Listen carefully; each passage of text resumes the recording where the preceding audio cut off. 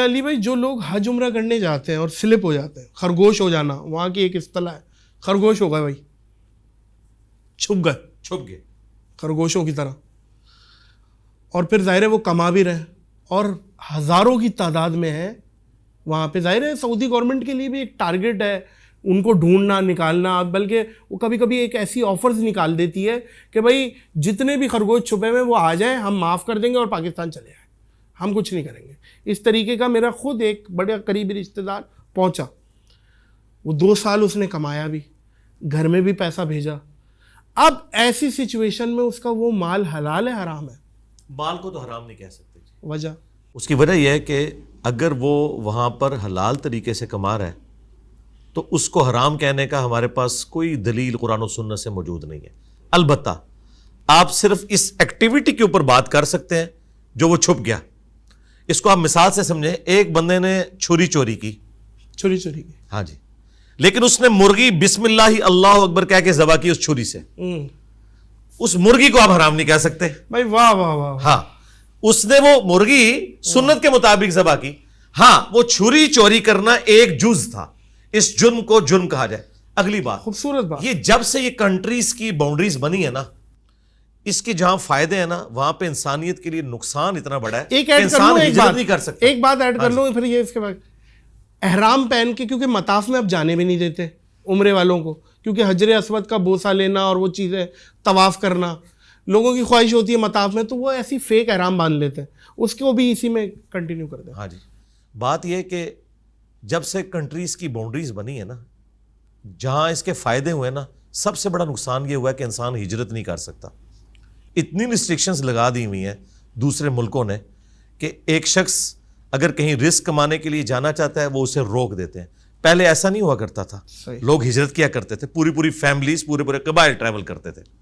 لیکن چونکہ modern age کے اندر ہم ان معاہدوں کے اندر بندھے ہوئے ہیں، ان کی پاسداری تو ضرور کرنی چاہیے، لیکن ان آسودہ حال ملکوں کو بھی دیکھنا چاہیے کہ ایک تو یہ ہے کہ یہ غریب ملک فوجیں بنا کے آپ کے اوپر چڑھ دوڑیں اور آپ سے یہ آپ کا مال ہتھیار لیں. تو امیر ملکوں کا یہ کام ہے کہ وہ غریبوں کو پھر موقع دیں کہ وہاں پہ آ کے لوگ کمائی کر سکیں. اب آ جائیں آپ حج عمرے کی طرف.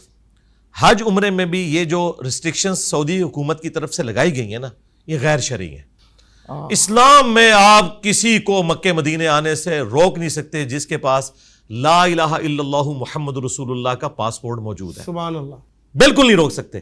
سورہ حج میں اللہ تعالیٰ نے واضح فرمایا کہ جو حرم ہے نا، حرم مکہ، یہ وہاں کے رہنے والوں کے لیے اور باقی سب آنے والوں کے لیے یکساں ہے.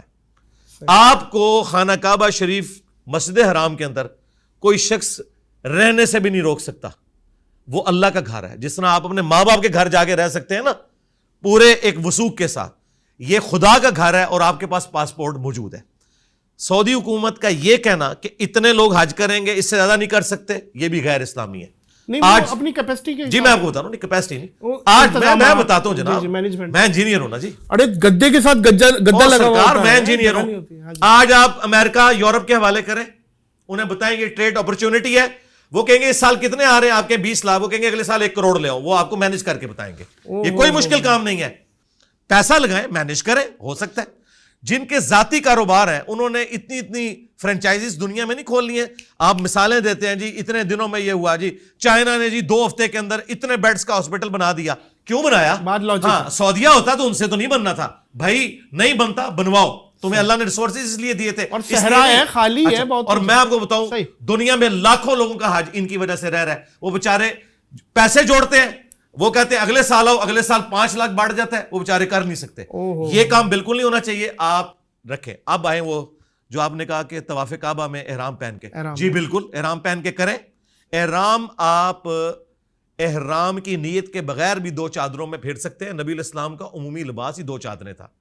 یہ صرف احرام کی حالت میں نہیں، نبی علیہ السلام نے جامعہ ترمذی ابو داؤد میں موجود ہے، نبی علیہ السلام اس حال میں برآمد ہوئے کہ آپ نے گرین کلر کی تہمت اور گرین کلر کی اوپر چادر اوڑھی ہوئی تھی. اس طریقے سے بخاری مسلم میں آپ کو وائٹ کلر کی بھی ملے گی. یہ نبی علیہ السلام کا عمومی لباس تھا، کرتا یا چادر اور نیچے تہمت. لہٰذا یہ جو احرام ہے نا، احرام اس وقت اپلائی ہوگا جب آپ نیت کریں گے عمرے کی، پھر اس کی پابندیاں ہوں گی. ورنہ عام حالت میں اگر آپ احرام کے ساتھ چلے گئے اندر، اس لیے کہ وہ طواف کعبہ وہاں کرنے دیں گے, یہ آپ کا رائٹ ہے. یہ سعودی حکومت کا یہ کام نہیں ہے کہ لوگوں کو یہ مجبور کرے کہ بھئی تم نے دوسری بلڈنگ کے اوپر جانا ہے, فلاں نے تیسری بلڈنگ کے اوپر جانا ہے. یہ ریسٹرکشن اسلام میں بالکل نہیں ہے. آپ کیپیسٹی بڑھائیں.